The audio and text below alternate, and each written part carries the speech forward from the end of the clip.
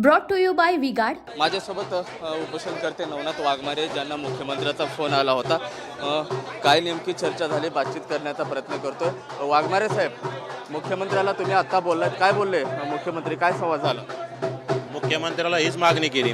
मुख्यमंत्री मला म्हणाले की ओबीसी आरक्षणाला कुठला धक्का लागला नाही।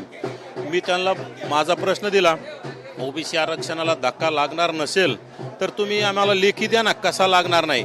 कारण जरांगे वारंवार म्हणतात आम्ही ओबीसीच्या 80% आरक्षणात घुसलो आहोत, राहिलं फक्त 20% सर्वच घुसणार आहोत।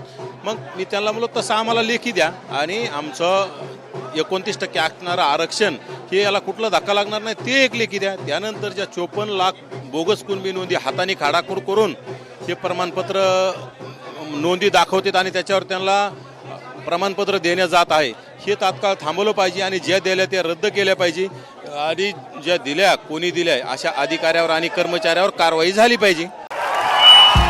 भाइयों बहनों, उनके राज में पावर रहे अनस्टेबल और हम रखे सब स्मूथ और स्टेबल। हमारा नेता कैसा हो जो स्टेबल पावर दे वैसा हो। अब की बार वी गार्ड एसी स्टेबलाइजर का चमत्कार। आज जे शिष्टमंडळ आलं, तुम्ही समाधानी आहात? समाधानी अजून तोडगाच निघलेला नाही, याच्यामध्ये समाधानी काय, आपलं काय आमरण उपोषण सुरूच राहणार आहे।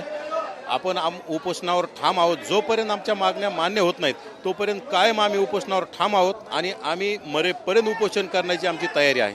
शिष्टमंडळामध्ये कोण कोण जायचं ठरलं, कोण कोण आहे तुमच्या शिष्टमंडळामध्ये? माझ्या वतीनं मी मागणी केली, आमचे पक्ष कोणतेही असतील, सगळे आम्ही वेगवेगळ्या पक्षात काम करत जरी असलो तर माझे पूर्वीपासूनचे माझे दैवत नामदार छगनरावजी भुजबळ साहेब असतील, अतुलजी सावे असतील, गोपीचंद पडळकर असतील, प्रकाशअण्णा शेंडगे असतील, आणखी काही जे जे नेते असतील यांना पण प्रमुख त्याच्यात भुजबळ साहेब असले पाहिजे।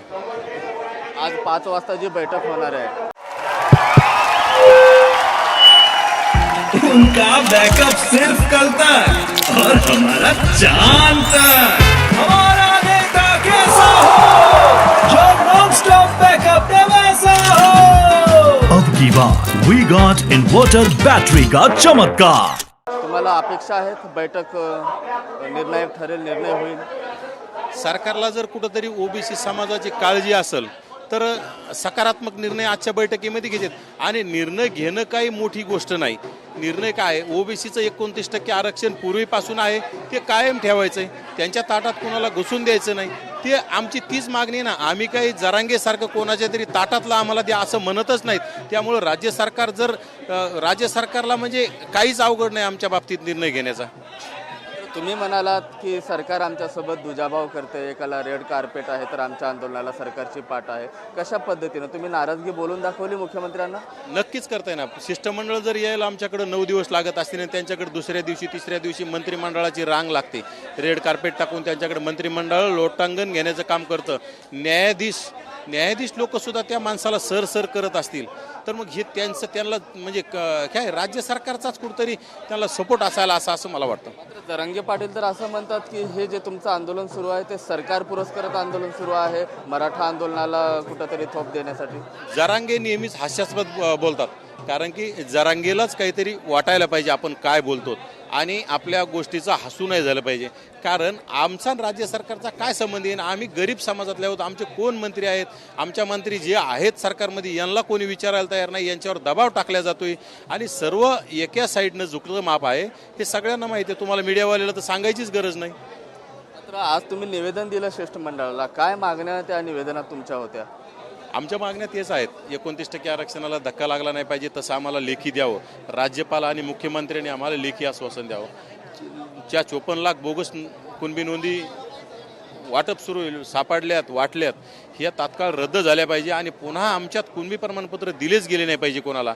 तिसरी गोष्ट, मुख्यमंत्र्यांनी आम्हाला त्यांना कसं आरक्षण दिलंय म्हणजे आणि त्यांना कसं देणार आहेत आणि आमच्या याला कसा धक्का लागणार नाही याचं विश्लेषण करून द्यावं, ही आमची मागणी। त्याच्यामध्ये सर्व आम्ही मागण्या मांडून दिल्यात।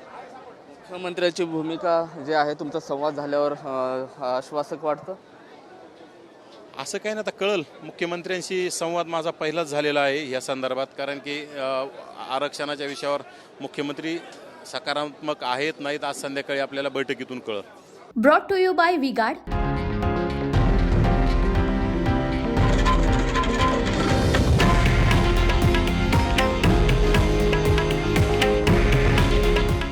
आहे देशातील नंबर 1 न्यूज नेटवर्क आणि आपण पाहत आहात TV9 मराठी. काळजी तुमची, हित महाराष्ट्राचं.